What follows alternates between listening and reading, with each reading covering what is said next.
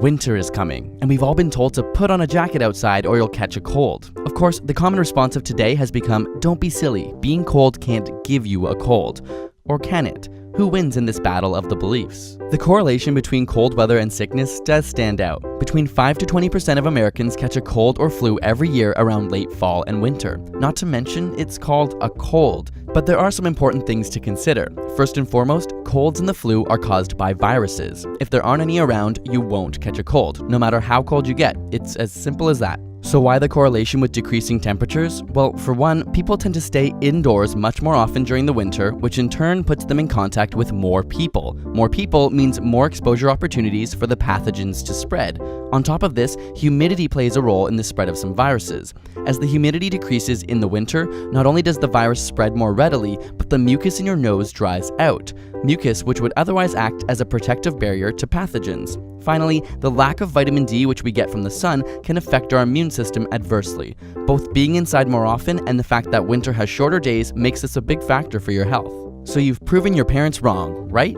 Not so fast. While some past studies have shown no correlation to temperature, recent evidence suggests otherwise. One study which put test subjects' feet into ice water found that they were indeed more likely to develop common cold symptoms in the following days than those who didn't. The developing hypothesis behind these results is that the cold temperatures cause blood vessel constriction, which slows the white blood cells from reaching the virus, ultimately inhibiting the immune response. Cortisol levels, which suppress the immune system, are also increased with temperature-induced stress. Furthermore, studies on both mice and human airway cells found that immune reaction to the common cold virus is in fact temperature-dependent. Warm infected cells are more likely to undergo programmed cell death to limit the spread of infection. Finally, studies of the virus itself have revealed a secret weapon of sorts. In winter temperatures, the virus's outer layer or envelope becomes much harder and acts like a shield. This allows it to spread from person to person much more easily. But at warm temperatures, this layer is more of a gel, which is not quite tough enough to protect the virus against the elements.